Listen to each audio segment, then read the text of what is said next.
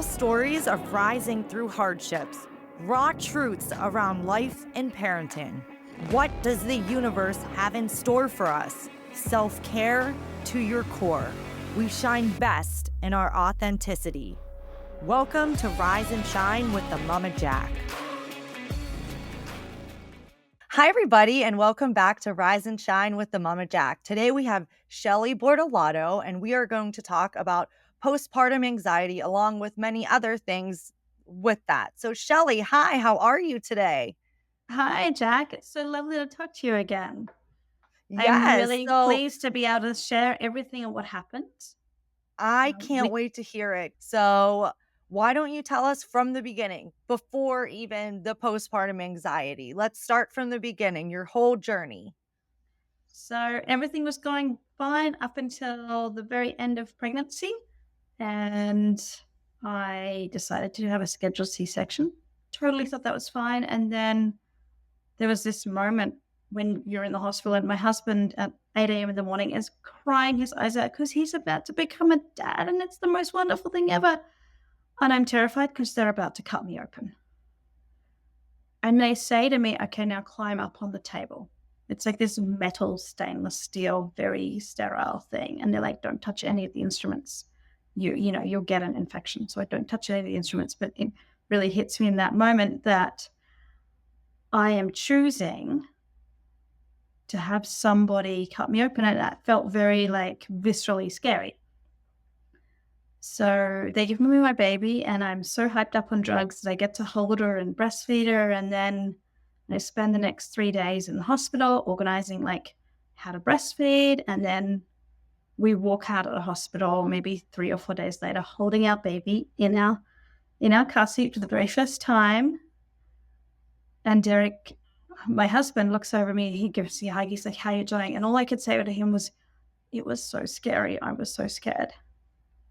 And I think back then that was one of those pivotal moments that it didn't cause me to have postpartum anxiety. That was all the imbalance of chemicals in my brain, but it certainly didn't set me up for that moment of success, of becoming a mum. And labor scares the heck out of me anyway, so I'm not sure there was a great choice either way.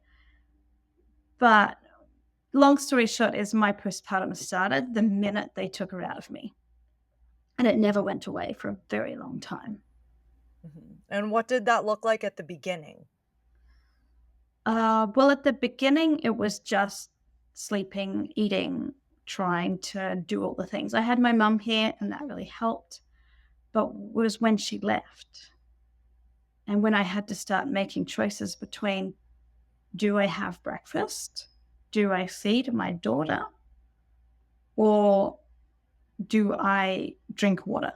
It was There was so much happening that it was like I would get to 3 in the afternoon and realize I haven't had food today. And as a breastfeeding mum, I was fortunately able to breastfeed quite easily. It's important to keep your health up. It always Mhm. is. But what it looked like early on is just I don't even remember, but what it looked like was not sleeping because my daughter wasn't sleeping. She was Yeah. one of those midnight yellers. She would scream until 1 in the morning. But we went to all the baby checkups and she was fine. She was happy and healthy and a delight to be around and just excited with life and learning that no one really dug in that deep to how I was doing. And it's been so long now. She's turned 9 that it's almost a trip down memory lane to talk about it. And yet it still hits me in the face how hard it was back then. Yeah. Well, a lot of times after we have babies, all the attention's on the baby, right? And not on the mother, but the mother just went through a huge body change, a huge mental change. And it's like, people need to start realizing that it kind of should be equal. It should be equal because we just went through something huge. And I'm not excluding fathers, right? But And physically, they didn't go through what we went through, whether it be a C section or natural birth or however, that in itself, childbirth, C section, both pretty traumatic things, right? And I'm not saying it's not beautiful to have your baby afterwards, but your body is literally going through this huge shock, right? And like you said, you were really scared. That's what you said. How are you doing? I was really scared. That should have been like number one, like, okay, we need to understand this more. And people forget about the mom. They want to help with the baby, which is amazing, right? But it's almost funny because at first it's like, do you want the help with your baby? You're like, no, this is my baby. I want to bond with the baby, but I also don't, I want help. I don't want to say no, but at the same time, you're like, I don't know about you. I was like obsessive. Like, can you hold my baby? I don't know. Like for me, it was really hard to give my first to anybody for the first like few months, I would say. And Jack, that's fascinating because I had the opposite experience. Okay. You said it's how beautiful it is to be a mum. Well, I would look at my baby and I knew I loved her. She is Hmm. literally a spitting image of me. It's like looking into my own eyes on somebody else. But that was the only I was like, "Oh, wow, that's cool." It's like I'm looking into my own eyes. But there was no, like, gooey, whoosh, gooey, like, love in my heart. I didn't experience that, probably because I was still, like, figuring out all the hormones, but there was, like, a piece missing that I would go to my friends, and they'd be like, "Oh, look at my adorable baby, and I love being a mom, and it's the greatest thing that's ever happened to me." And I was like, "This is missing." Yeah. No, And I hear you on that too. 100% because I was obsessive, but my life had changed so much and I felt like there wasn't a lot of support emotionally. People came to help, right? But emotionally there wasn't a lot of support and I was kind of the same way with my first and the second born was a little different, but especially with my first, my boy, I loved him, of course. You love your child, right? But that feeling that you're explaining didn't come until after my mental breakdown, after I started to get help. I remember having that moment, and if you've listened to my podcast, my listeners know I talk about this very often, is after I had been put on medication and he was 3 years old at this time, he, like, came racing into the bathroom to tell me something, who knows what he said, and my heart was like, boom, and, like, broke open, and I was, like, almost started to cry, and I was like, this is the mom feeling. This is what I was supposed to be feeling all along. So I completely understand. I was like, I didn't want anybody around him, but at the same time, I couldn't process that love yet. So I totally understand where you're coming from. And I think holding on to those moments, if you've come through postpartum anxiety or postpartum depression, where you do experience that like heart exploding Mhm. sensation, it doesn't matter if they're 2 months or 2 years or 10 years. I had that. I took my daughter to the fun fair. She was 5. Oh, it was just post COVID. So we were all okay to go places. And I experienced that sensation of like, "Oh my god, we're riding the spinny thing together, and it was the greatest thing ever." And we were in the lineup, we got selfies, and it was like, this is parenting. Like, this is that joyous love for somebody else, not somebody you've chosen, but somebody you've created. And that's Mhm. really, really cool. And I was like, where was this when she was 2 months old and I was struggling to Right? like, thanks, world. Could have got done that earlier. Right? So yeah, it's okay to hold on to those moments no matter where they happen. And what I didn't realize early on was that they weren't happening because of the brain chemicals just Mhm. completely out of whack.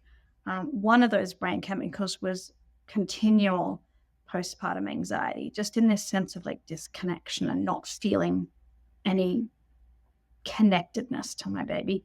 But the other part of my particular brain chemicals being out of whack was something called DMER. Now, those 4 letters, they stand for dysphoric milk ejection reflex, which is something that happens when the boobs need to let down milk. This is all very, very personal stuff we're going to talk about. When the boobs need to let down milk, the hormones have to make that happen. So it's called letdown. So just before Mhm. letdown, some people might feel, oh, it's coming. They can feel the milk comes in and the baby latches on and feeds.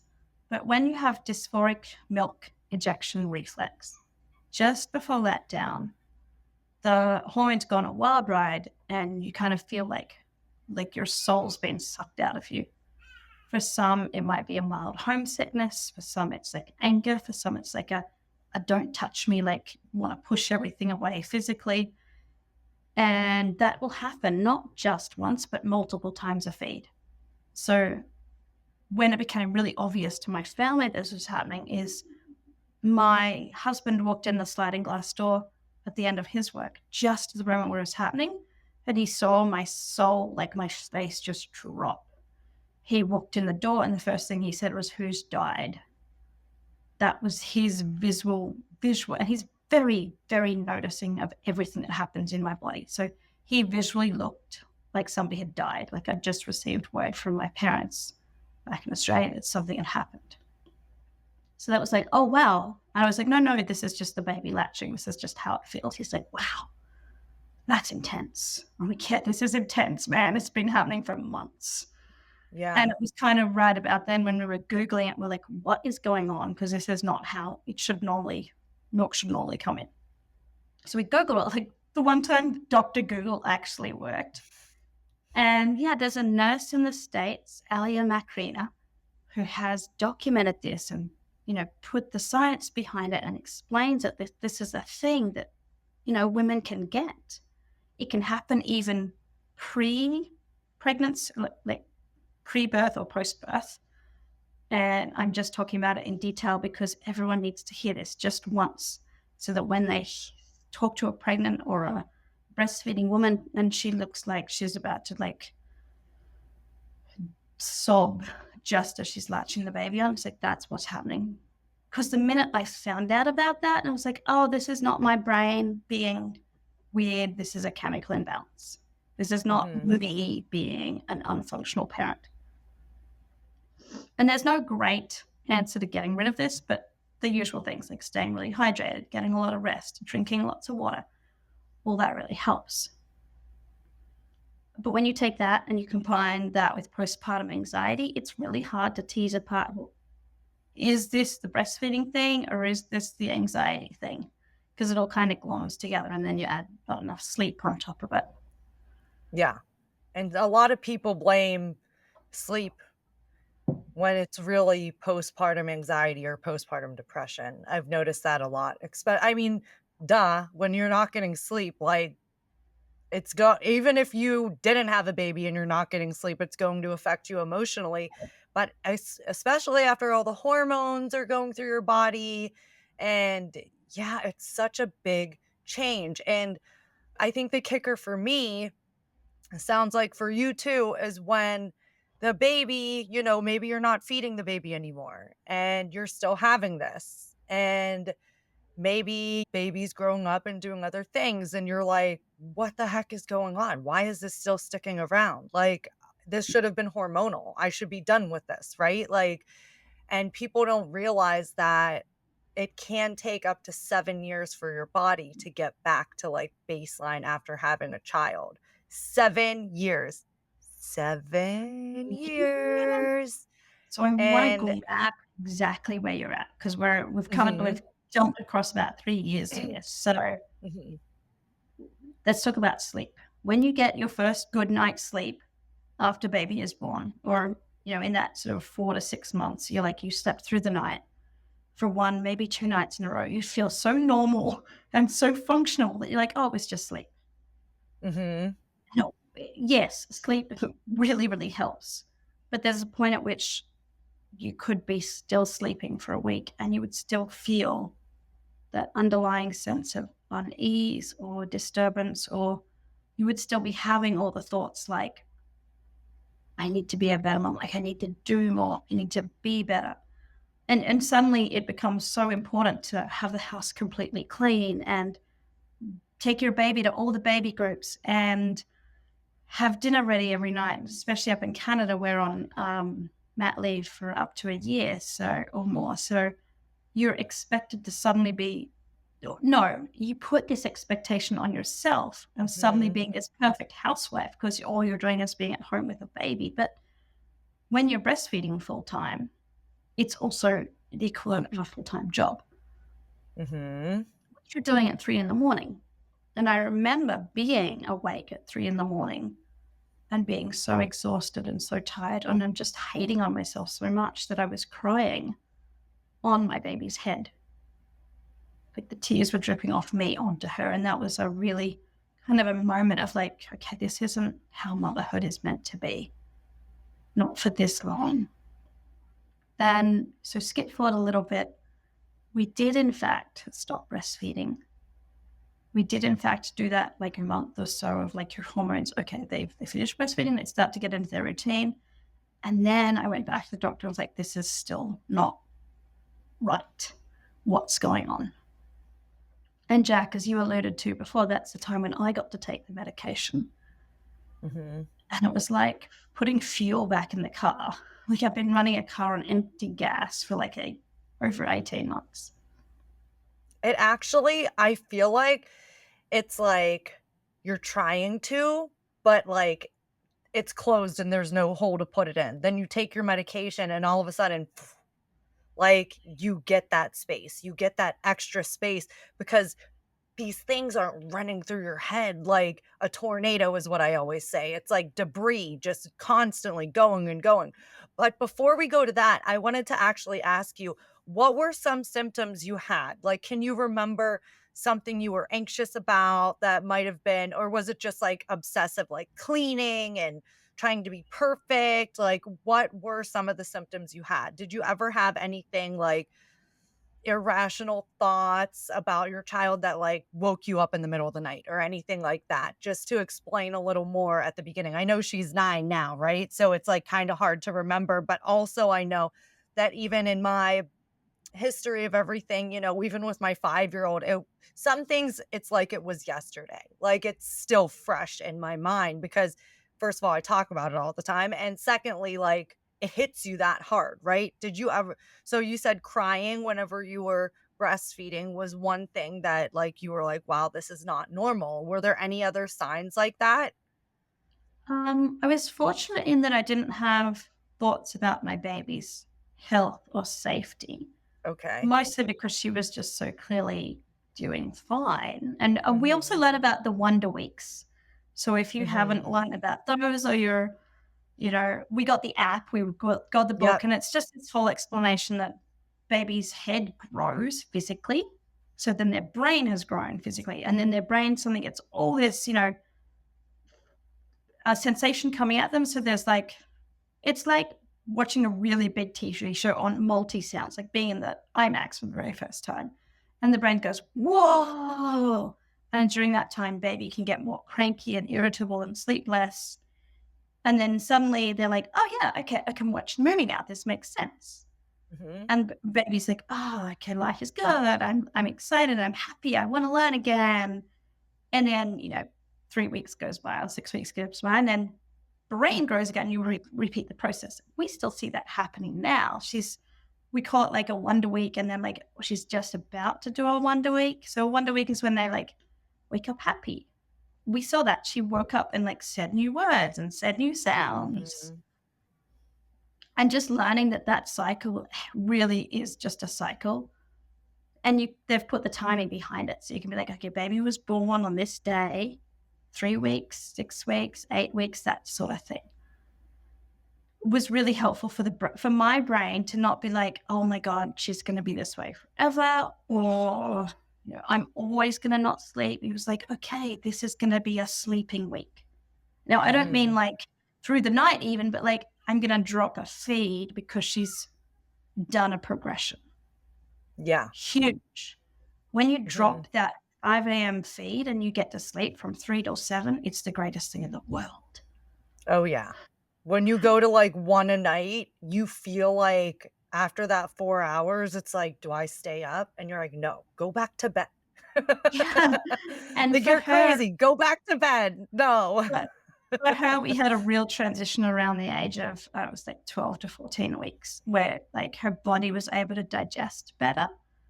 and understanding that the the little baby is crying not because she's upset or worried or scared or anything, but she's crying just because her body is like making digestiveness. And the brain is still physically learning to turn off for it to just kind of ignore in the background what happens when the body digests stuff through the stomach. Because it's like, oh my God, the body is things are happening in the body and it's sensation to the brain. And then those first 12 to 14 weeks is where the brain is learning to ignore, oh yeah, my body is just digesting food. Mhm. So you'll feed, and then the body will be like, oh my God, now I have 2 hours of digesting. So I have 2 hours of like uncomfortable yelling. And then at like 16 weeks, like, okay, the body has fed and now I'm good. So there Mhm. was a real like early period. And that early period of 14 weeks really set me up for not success because I wasn't sleeping. I wasn't getting to Yeah. sleep till 1 in the morning. And it was Mhm. the uncertainty of like, oh, it might be at 11, it might be at 12, it might be at 1. And it's like that kind of like somebody's dangling a piece of fruit in front of you, like, oh, I can nearly reach it. I can nearly get to bed. Nope, nope, she's up for another half an hour. Just that uncertainty around when I would actually sleep was kind of a mental Mhm. torture. Yeah. There was a lot of stuff that in those first 2 years I used as a way to hate on myself. I'm not good enough because I need to be better at.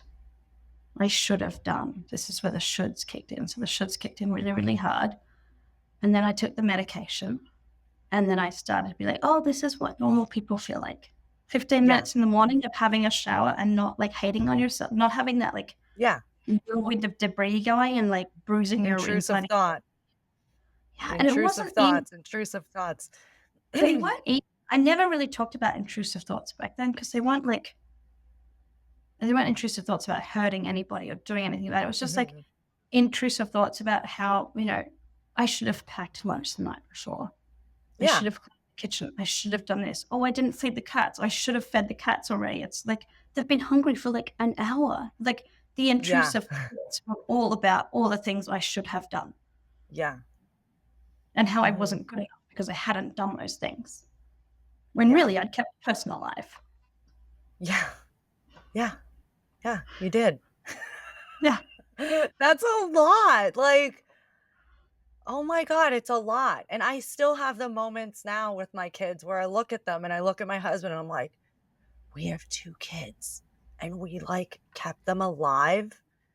And we like them. Yes, right? Not only did we keep them alive, but we have created them to a point where we like who they are as humans. Right? They're like cool and cute and we're like, wow, we're like parents. Like it still doesn't seem real some days. But then it's like second nature. You know what I mean? It's funny. I have like these blips of like, oh, well, like who chose me to be a parent? Like, oh my God, really? And then I'm like, Jackie, but like, yeah, you got chosen to be a parent. And guess what? You're pretty freaking good at it. Now I can see that. If you would have Yeah. asked me 3 years ago, not the same story. Oh. But okay, so So we need to we pause right here. We do need to pause mhm, right here and let your listeners know, the ones that are stuck in this kind of whirlwind of debris still happening, that there is hope. You can get to mhm, the point where you can talk about this happily and it can be something in your past and something that you become stronger from, mhm, even though right now it feels like there's no way out. Hear this from both of us, mhm. that there is a path. And the first step is to tell somebody you need help. Yeah, And yeah, if you need to practice on your plants or practice on your cat, that is okay. You practice saying the words, hey, something doesn't feel right. I need help with my body. I need help with my or brain. you end up like me, having a complete mental breakdown where you can't move, and people are finally like, "Wow, this is serious, like, she needs to go to the hospital or she needs this." Because at the end of mine, when I finally decided to start taking medication, I was done, like, my body wouldn't work, my brain wouldn't work. It was Right. like I just shut off completely. Yeah. And that's where you don't wanna get to, and that's, like, part of the purpose of me sharing, and I'm sure you sharing with everybody, is you don't want people, like, I don't want people to get to where I was because I was refusing it for so long and I should have known better, like, with the shoulds, right? I should have known better because I had been depressed before, but I was stubborn and I was trying to do all the things that worked for my depression before having kids. Well, before having kids, I wasn't dealing with the hormones, right? So, like, which are a lot, a lot. And they do way more than you could ever imagine. And yeah, and that's another thing I wanna share is I found out over time that I was dropping pumps and I was like, "Oh, I should be feeling better. Why am I feeling worse?" Well, evidently, when you drop a pump, your body needs to get used to it. I was a pumper. I was an exclusive pumper, but I did it for, I think, 15 months with my son, and then a year is when I had my mental breakdown pretty much after my daughter, like 2 weeks after her first birthday. So, when you're an exclusive pumper, and I'm pretty sure it's the same for breastfeeding too, when you drop a feed and your body's getting used to that, you have a surge of hormones again. So each time you drop one, be mentally prepared for that surge. Some women don't feel it as much. Some women take a massive hit from that. Like, and that is not talked about. There's like the whole purpose of all of this is like getting that information out. We didn't know any of this stuff, right? We barely understood how to, like, you heard, "Oh, postpartum depression, postpartum anxiety," but do they really check on you? Like, no.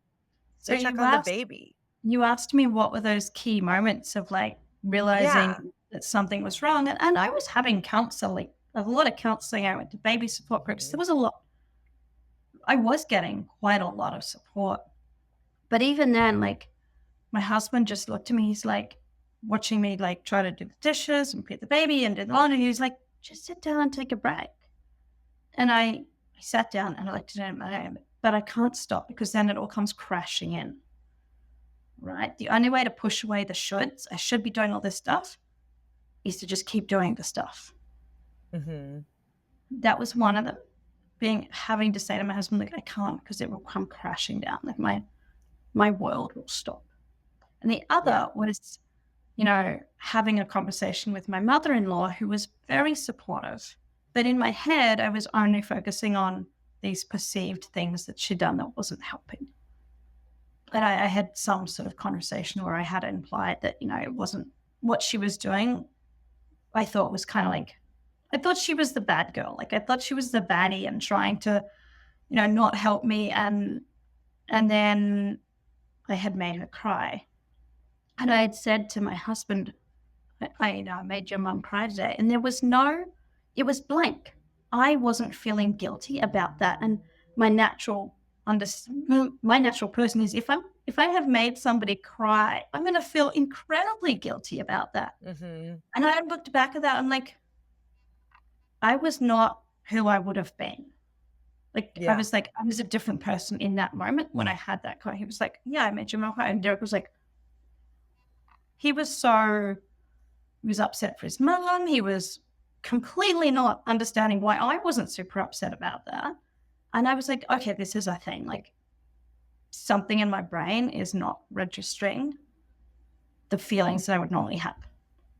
So that Mhm. was another one. And then, of course, having the DMER, the dysphoric milk ejection reflex, and then just getting to that point where I was ready to stop breastfeeding and I had my doctor help me stop, like walk me through, okay, this is how you drop a feed. This is what you do first. This is what you do second.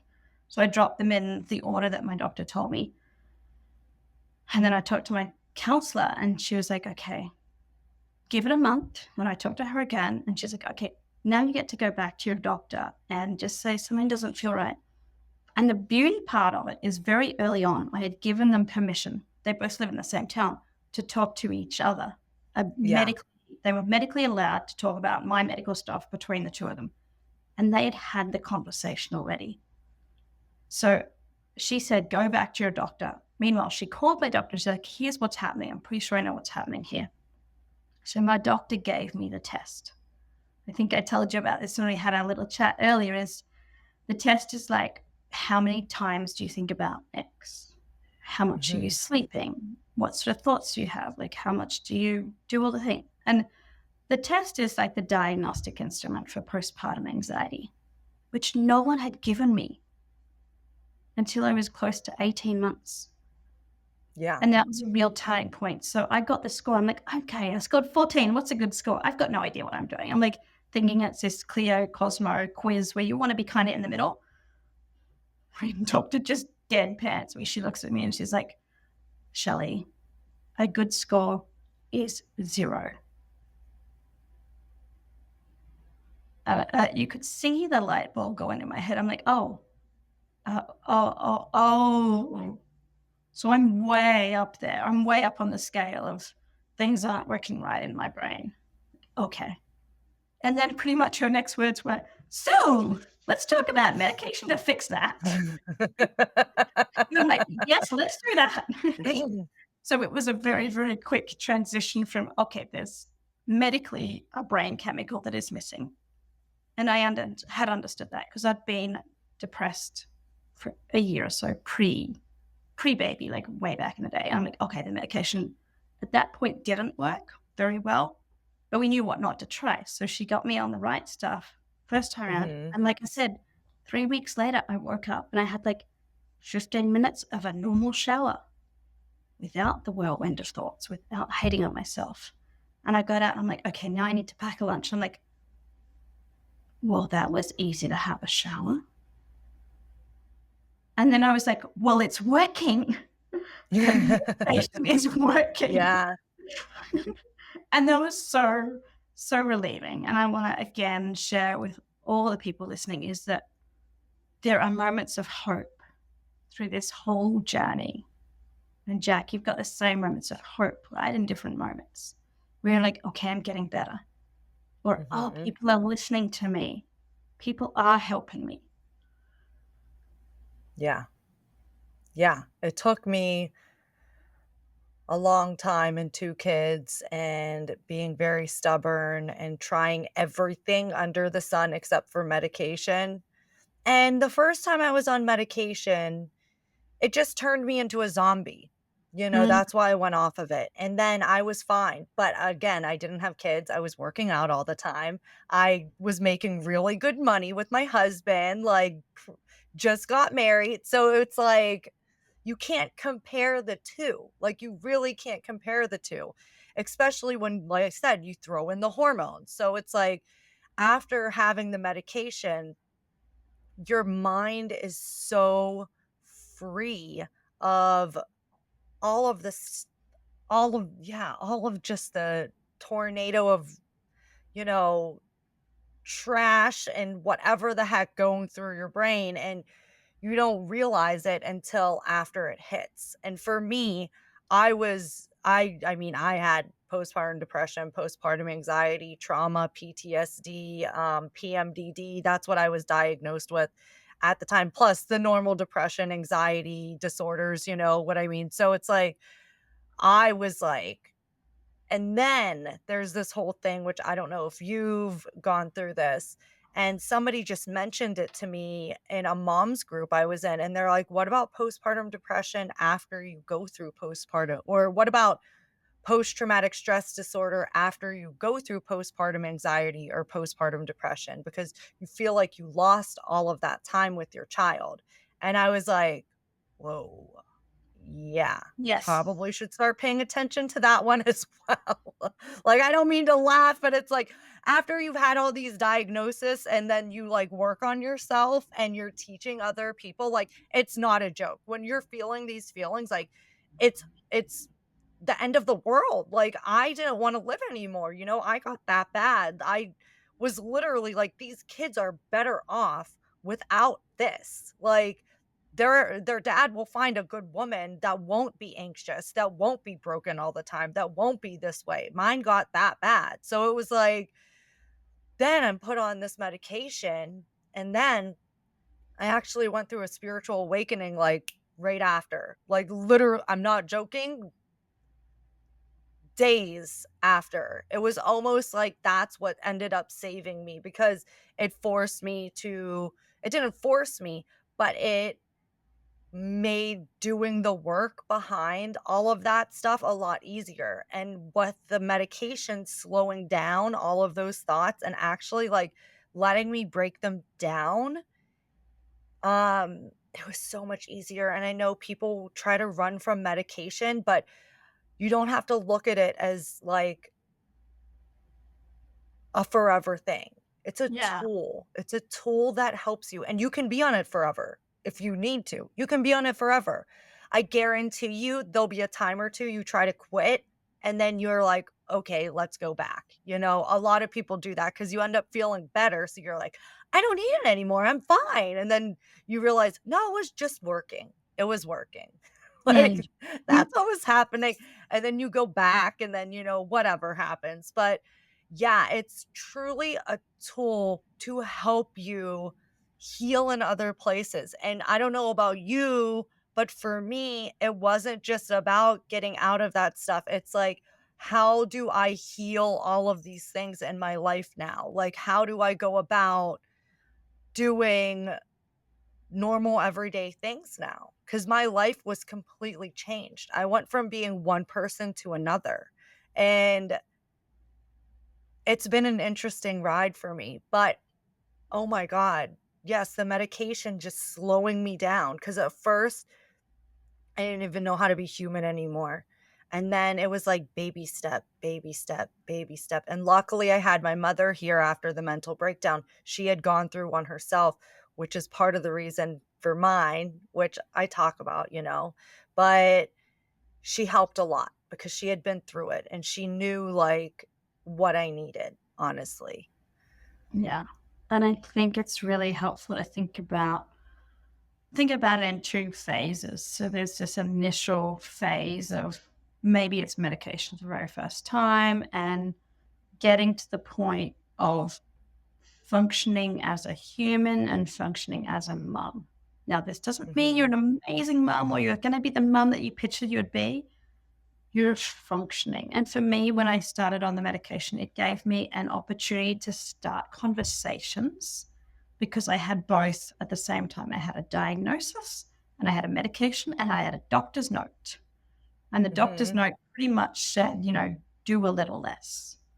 So I Yeah. went, I talked to my boss and I explained what was going on. And I actually just said, look, I just need a half day less a fortnight. I said, I just need every second Friday afternoon off to work on my mental health. And they were like, okay, we'll figure it out on the back end with how you're punching it out as salary or not. Just take the time. So every second Friday, I finished work at noon and I was able to work from home. And this is pre COVID. So working from home was a big deal. And I just got that day back. And it gave me an ability to just work my way back to functioning human. Now, I was always functioning because my baby was still alive and I was still turning up at work. Mhm. But like functioning when you wake up in the morning and you don't immediately hate on everything. So Emotionally. functioning was one thing. And then I kind of looked at how I was parenting and who I was as a parent and realizing that I had actually no idea who I wanted to be as a parent, but it wasn't Mhm. this. So it was kind of like stage two was saying, okay, now I'm functioning and I can have some control over what I'm telling myself in my brain. What do I want to tell myself? And that was when I was actually switching from going from an employee, so having to turn up on time every day at work with your baby at daycare, all the lunches packed, and it was pretty intense. So, okay, I pack a lunch and take my baby to daycare, and then I build a business. And I have that flexibility to sort of slow down a little bit as I'm building my business. I had some funding from the government to do so. And to start saying, okay, how do I need to think about myself in Yeah. order to like myself, in order to show up as the wife and the mum that I want to be, and in order to show up and able to tell people, hey, I'm a person. This is what I do in my business. This is how I help you. Mhm. And that was a bit of a longer journey. So that was like sort of when she was probably 3 to 8, just explaining, hey, I'm a life coach. I can help you. I can take you from that whirling vortex of thoughts that aren't helping Yeah. and get you to like yourself again. You said you're a life coach, right? What I do is I help people feel good enough in their life, first and foremost. Usually it's with women that have kids, mostly because they've gone through the similar story that I've gone through. And often they're also trying to build a business. So Mhm. there's a lot of, often a lot of shame and guilt about how they're showing up as a parent, and a lot of fear around being visible as a business owner, because that's genetically inherent in a lot of women that it is not safe to be visible and do the thing and tell the world, I can help you, and be ready for some of that pushback that might come. Mhm. So it's a very lovely combination of having people come to one of my consultations, and they're free. So a free consultation totally focused on you, where you get to tell me all the different things that are happening in your life. We put them in categories and we figure out, okay, what is the category? What is the area of your life? If we shift that, everything else changes. Mhm. And for some people, it's let's get you making money in your business. For other people, it's like, let's get you feeling connected to your kids as a parent. Yeah. Yeah. And for some people, it's let's get you feeling safe to just be you. Mhm. And Yeah. then in that consultation, we make a plan. Okay, this is who you are. This is where you want to be. This is what we're going to do. And the beauty part of it is that we then stop. We're like, okay, this is our plan. This is where we're going to go. And then we let the other half of your brain tell us all the reasons why it's not a good idea. So we Mhm. give space to all those ums and ahs and uncertainties, and we just work through them in a really safe way, one by one. Yeah. And that's the That well, process. that's beautiful. So we're gonna need all of your information about that for the show notes so everybody can find you. Did you hear that free consultation? That's how she's gonna reel you in with her mastery of this. I started coaching people. And as part of that, I took my coaching certification because I want to have all the skills behind me to help people. And I do. Mhm. And then just being able to say, hey, I can help you not feel like you're a terrible person. I can help you feel good enough. And getting to do that is just the most beautiful thing for people, because I can see where my clients start, I can see where they end, and they're always, always going to have a better life because of the skills I taught them and how they coached with me. And it's healing you as well because I'm of what you already went through. healed. I'm already healed. I'm doing just fine. Yes, but it still feels better and better, I'm sure. That's a labor of love when you do a job like that. It really is because you know where a lot of these people's minds are probably at because you felt that way and you've been in that position before. So it's like you have this business and it's helping people and you were able to help yourself out of it and why not help people in return? It's such a beautiful thing. I love whenever people put their businesses out there and it's something like that because it is so needed. It is so needed. And I don't know how old you are, but I'm a millennial. I'm like an old elder millennial, I guess. I'm 85, right? Like I was born in 85. I'm not 85 years old. I should clarify that. I'll be 39 in November. And we weren't taught a lot of emotional regulation as children because our parents were definitely not taught that as children. So I don't know if it was the same for you, but my parents, you know, were never like talked to about certain things when they were upset, maybe a little bit here and there, but not to the extent where with my kids, like already at I'm not so much with my almost 3-year-old because she's not going through this stuff, but my 5-year-old, like, we have deep conversations already about feelings and stuff like that. So, Right now, it's very important for a lot of adults that are going through this. I would even say, the Gen Xers as well, the ones that wanna admit that they need it, because I feel like that generation is a little more like, "I'm fine." But it's so important, and it's another step, right? It's another way to help yourself is to find a life coach, and a lot of them specialize in certain things, and it's beautiful to find. My best friend is a life coach, and I should start paying her. Because she just talks to me and we're like, "Oh, yeah." But then I'm like the spiritual person next to her, right? So it's like, "Oh, yes." And like we'll both point it out to each other. Are you a spiritual person? That's a fascinating question. I never used to be. I'm very Mhm, logical, right brained, mhm. but it's been very helpful to listen to. Often when I'm coaching a client, I'll just get like a nudge of like, oh, this is the perfect metaphor to use. And I'll just blurt it out as part of our coaching. And they're like, oh, that makes perfect sense. I was just on a call with a client and we were talking about, when you're a driver, say you're driving down a pretend road in a pretend car and there's something up ahead, an emotion or an experience that you're scared of, it's natural to put on the brake. Yeah, Human experience is to put on the brake.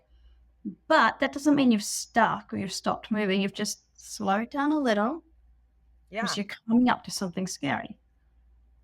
But when we tell ourselves we're stopped and we're stuck, that's like way harder to.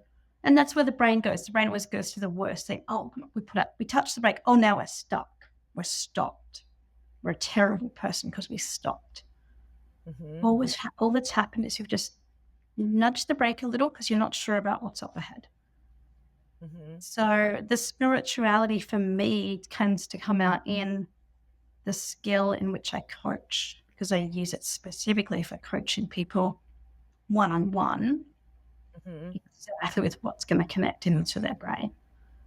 Yeah, yeah, that's beautiful. That's beautiful.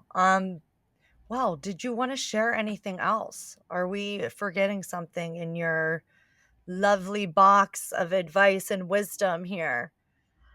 The style of coaching that I use is very thought based. It's based on the life coach school. I'm certified with them, with the idea that things happen in our world and we have thoughts about what's happening. The thoughts in our head create the feelings in our body, and then the feelings in our body drive our actions. So when we're stuck in postpartum anxiety and we've got our brain chemicals and hormones are all out of whack, we can't control the thoughts in our head. It's Yeah. incredibly difficult. It's like trying to herd cats. So when we get that medication into our body, if you choose medication or whatever works for you, it gives us back that skill to start controlling our thoughts. So like, okay, now we can at least see that we're shooting and hating and dumping on ourselves every day. Mhm. And then when you get a coach, when you get help I always say it's like you can't read the label of a bottle inside the bottle. Mhm. So it does really, really help to have that outside perspective say, okay, this is what you're thinking, this is how you're feeling. What's that doing? So Yeah, my like the style, reflect back. yeah, my style Mhm. of coaching is very much helping people see what's going on in their brain, really learning their own brains. They can see, oh yeah, that's that thought I have every Wednesday night. That's come back again. I know what I'm going to do from that. I don't want to have that thought anymore. Yeah. And building that skill. And it's very, I don't tell people what to do. That's completely against my style of coaching. I stay completely out of their actions, but I'm going to help them make great choices. Yeah. Yeah. I love that. Well, thank you so much for coming on, and thank you for being another, let's see, pioneer of the postpartum anxiety, postpartum depression. We'll just say postpartum mental health awareness group, because Lord knows our messages need spread far and wide, because people are afraid of the stigma when they talk about them. And it is so normal. I read a statistic whenever I did my episode about my postpartum depression, and I believe I'm gonna have to actually go back and look at the actual number. It was something around like 1,000,000 cases of postpartum depression. I don't know if anxiety was also involved with that, are reported a year. What's not reported, Yeah. So my right? favorite line that I found and the quote that I stuck by early on was postpartum anxiety is temporary and treatable with professional help. Mhm. That's a very long way of saying there is help out there. Go talk to somebody, no matter how hard it is. Practice on a tree, practice on your dog, tell your husband, tell your spouse, tell your best friend, and if necessary, get them to take you to the doctor. You just need to get Yeah, hooked into one nurse, one counselor, one doctor, and let it go from there, and you will get help. yeah, yeah. I love that. Well, thank you so much for talking with me. You're very welcome. I'm so here for all the people out there, all your audience they're going through this or they're watching someone go through this. Because the more we talk about it, the easier it is for other people to say, hey, I need help. And the more normalized it gets. It Yeah. shouldn't not be normal to talk about things when you need help. We shouldn't hide. There shouldn't be this stigma around it that it's bad because it's so much more normal than people understand it is. And people really like back up and don't want to talk about it. It's fine if you don't want to talk about it, but listen and understand that others have been there and they understand you. So you're not alone in this journey. Other people have been there. We've made it through the other side, right? Like 1 and 2 right here, 1 and 2, like, we're there, living proof that you're gonna get through it, and you can get through it, and even at your lowest low, you can get through it. So, there will And be a moment in time where you wake up and realize, "I need to do something about this." and I If will that's not today or tomorrow, there will be a moment for you. and I will say if you have a listener that wakes up and they're like, I don't know what to do, find me on Messenger. I love talking on Messenger. Just by say like, hey Shelly, I heard you talking with Jack. I need help. Mhm. And I will help you find that person that needs to be connected with you, or I'll help you directly because sometimes it's the smallest, easiest step is what we just do next. Yep, yep. Well, thank you so much. Thank you, thank you, thank you. Beautiful presence. It was so nice speaking to you today. Thank you so much. Thank you for listening to another episode of Rise and Shine with the Mama Jack, where we deep dive into the real, raw, truthful world of parenthood, mental health, wellness, and spirituality. Remember, my loves, it's okay to take a moment for yourself, to breathe, to laugh, and embrace the beautiful messiness of life. Let's keep rising out of our shadows, shining our light, nurturing our souls, and spread love like confetti. Until next time, stay shamelessly authentic. Love, the Mama Jack. For more info and socials, go to shamelesslyauthenticproductions.com.